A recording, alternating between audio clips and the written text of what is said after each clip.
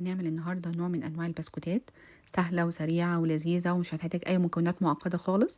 شورت بريد ده من البسكوتات اللي مش بيدخل فيها بيض، يعني زبدة وسكر ودقيق هيعملوا لنا بسكوت لذيذ جدا وسريع. هنحتاج عندنا 150 جرام من الزبدة تكون طرية، بنطلعها من التلاجة تقريبا قبلها بساعتين 3. لو لسه ماسكة نفسها ندخلها بس الميكرويف ثواني بسيطة جدا لحد ما توصل للقوام ده. يعني هي زبدة طرية مش جامدة ولا تكون سايحة، يعني تكون زبدة طرية. عليهم 50 جرام من السكر تكون حبيبات وناعمة. لو انتوا هتحطوا عليها شوكليت شيبس، لو مش هتحطوا يبقى 55 جرام من السكر. هنقلبهم مع بعض بالسباتولا لحد ما يختلطوا كده مع بعض، وهنضيف ربع معلقة صغيرة من الفانيلا تقريبا دقيقتين كده، وبصوا لحد ما تلاقوا السكر اختفى. الدقيق بقى ده 230 جرام من الدقيق العادي وعليه رشة ملح. هنضيفه على الزبدة والسكر اللي عندنا ونقلب بالسباتولا. الميزة في الوصفة دي ان احنا مش محتاجين لا مضرب ولا عجين ولا مكونات كتيرة ولا بيض ولا حاجات معقدة. هما بس 3 مكونات وسريعة جدا، ولا بقى دوشة ولا اي حاجة. هنقلبهم بس بالسباتولا، وبعد كده هستخدم ايديا، هتبقى اسهل لان السباتولا صعب تلمها كلها على بعض. هنحاول بقى ان احنا نكبسهم كده على بعض، نلم العجينة، لكن مش بنعجن، احنا بس بنلمهم على بعض.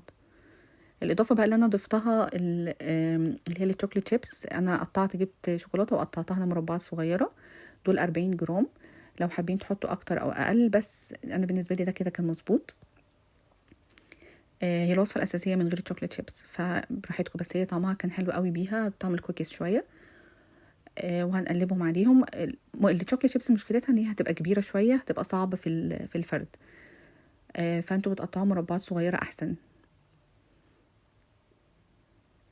بعد كده جاهزه.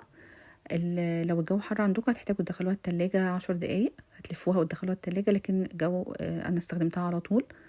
هنرش رشة من الدقيق وهنفرد العجينة اللي عندنا.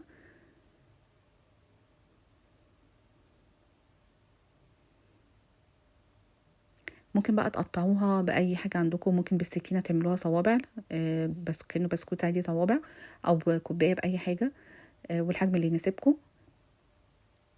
بالنسبة لي السمك ده كان مناسب جدا، حابين تتخنوها أكتر بس ما تعملوهاش أرفع من كده، يعني ده كده مظبوط. هنجيب بقى صينيه ونحط فيها ورق زبده، ونحط البسكوت اللي عندنا والعجينه اللي بتطلع بنلمها تاني ونستخدمها، او لو حابين تحطوها في التلاجة لتاني يوم يعني، بس هي كمية مش كبيره فهتعملوها على طول وانتوا واقفين. هنسخن بقى الفرن اللي عندنا، بيكون سخن على درجه حراره 170. بتاخد تقريبا من 10 ل 14 دقيقه. بنحطها في الرف اللي في النص. بصوا بعد ما طلعت ريحتها اصلا فظيعه، ده شكلها ولونها، ما سيبوهاش اكتر من كده. نسيبها بقى تبرد قبل ما نقدمها، تاخدش وقت يعني 5 دقايق 10 دقايق. بصوا بقى من جوه فظيعه بجد، هتعجبكم قوي ان شاء الله. ما تنسوش بقى تعملوا لايك وشير وسبسكرايب للقناه.